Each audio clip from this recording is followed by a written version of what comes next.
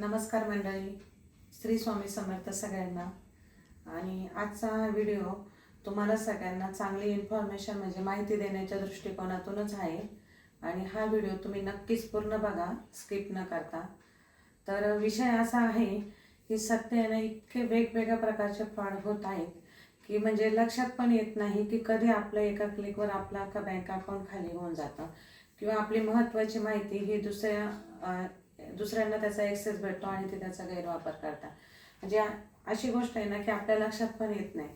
आणि त्याच्याकरता आपण कोणची काळजी घेतली पाहिजे किंवा कमीत कमीत आपण सर्वसाधारण आपल्याला कसं आता हे जे नवीन फोन आलेले अँड्रॉइड फोन त्याच्यात इतक्या प्रमाणात आहे, आपल्याला एवढे सगळ्या गोष्टींची आपल्याला सगळ्यांना माहिती राहत नाही आणि चुकून आपल्याकडून एखाद्या लिंकवर क्लिक होऊन जातं आणि त्याद्वारे आपला सगळा ॲक्सेस हा दुसऱ्यांना जातो आणि आपलं बँक खातं खाली होऊ शकतं किंवा दुसऱ्या काही गोष्टी घडू शकतात.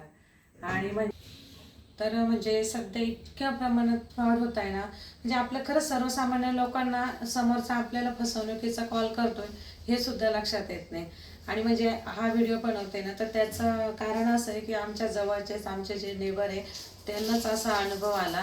म्हणजे वेल एज्युकेटेड फॅमिली असताना सुद्धा त्यांना असा अनुभव आला गेला की व्हॉट्सअपवर त्यांना एक ई चलन आलं आणि त्याच्यावर त्यांनी क्लिक केलं तर त्याद्वारे त्यांचं पूर्ण नाही का ॲक्सेस पूर्ण बँक अकाउंट वगैरे सगळं हॅक होऊन गेलं. आणि प्लस त्यांच्या नंबरद्वारे दुसऱ्यांना फोन पण जात होते की असे असे पैशाची गरज आहे, पैसे पाठवा वगैरे.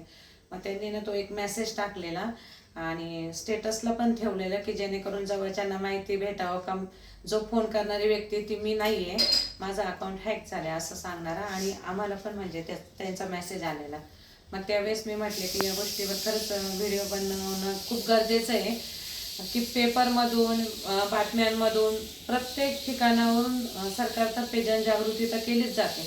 तरी पण काही गोष्टी अशा असतात की आपल्या ज्या छोट्या छोट्या चुका आहे ना की ते आपल्या लक्षात येत नाही आणि त्या छोट्या छोट्या चुकांमुळे अशा गोष्टी घडून जातात. तर मग म्हणजे इतक्या छोट्या गोष्टी ना, म्हणजे आता 15 दिवसा पाठीमागचीच अशी गोष्ट आहे की एकतर कसं असतं व्हॉट्सअपला आपण समजतो की व्हॉट्सअप थोडक्यात सिक्युअर आहे असं समजून आपण ते वापरतो. आणि व्हॉट्सअपवर आपल्या जवळच्या व्यक्तींकडून किंवा नातेवाईकांकडून जर काही मेसेज आला असेल तर तो आपण जाऊन ओपन करून बघतोच. मग त्याच्यामुळे माझ्या सगळ्यांना एक विनंती आहे की आपण आहे ना कोणताही मेसेज फॉरवर्ड करण्या अगोदर तो मेसेज काळजीपूर्वक बघावा. खरंच तो फॉरवर्ड करण्या इतका तो खरा आहे की खोटा आहे आपल्याला एवढं तर कळणार नाही. पण मग एवढे चुकीचे मेसेज फॉरवर्ड करू नये.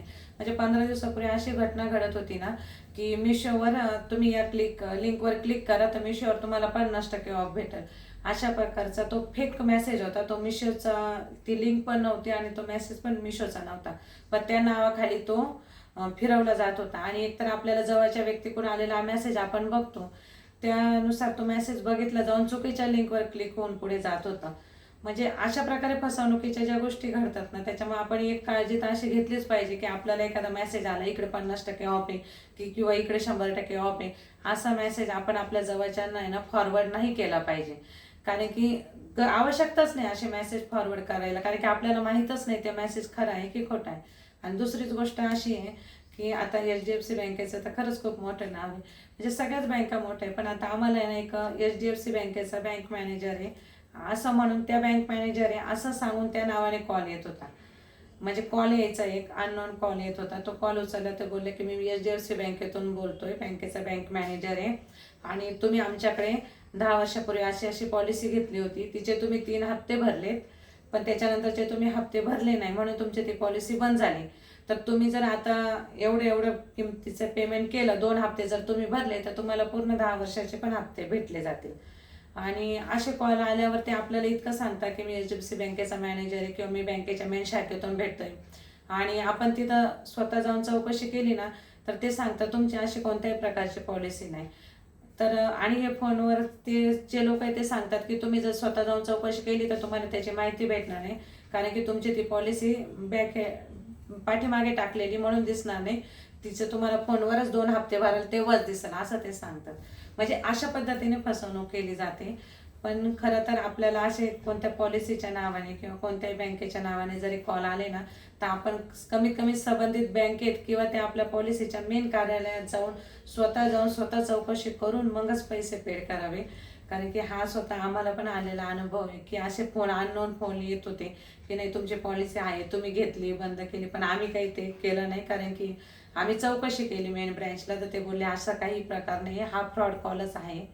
त्याच्यामुळे मी तुम्हाला एवढंच सांगू शकते की असं काही होऊ शकतं. त्याच्यामुळे विनाकारण आलेले काही मेसेज एकमेकांना फॉरवर्ड करणं किंवा अननोन कॉलवर प्रतिसाद देऊन पैसे पाठवणं किंवा आपला OTP शेअर करणं, अशा गोष्टी शक्यतो टाळा. म्हणजे माझ्या जवळपास आहे ना, मला असे 2 ते 3 अनुभव आले आणि त्या व्यक्ती सांगत होत्या. म्हणजे आज पण एक आजी बाबा भेटले, आम्ही बाहेर गेलेलो तेव्हा, ते पण असाच एक अनुभव शेअर करत होते. म्हणजे अशा प्रकारे फसवणूक होत असते. त्याच्यामुळे आपण फोन कॉलवर कोणतीही माहिती देत असताना आपण स्वतःची माहिती शेअर नाही केली पाहिजे. आणि शक्यतो असा फोन कॉल आहे ना स्पॅम म्हणून टाकला पाहिजे, तो उचलला तरी स्पॅमला टाकला पाहिजे.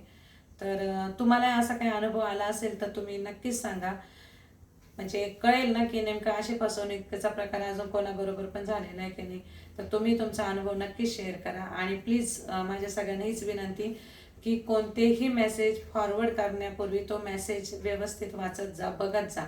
असे कोणतेही मेसेज कोणालाही फॉरवर्ड करू नका. तर चला,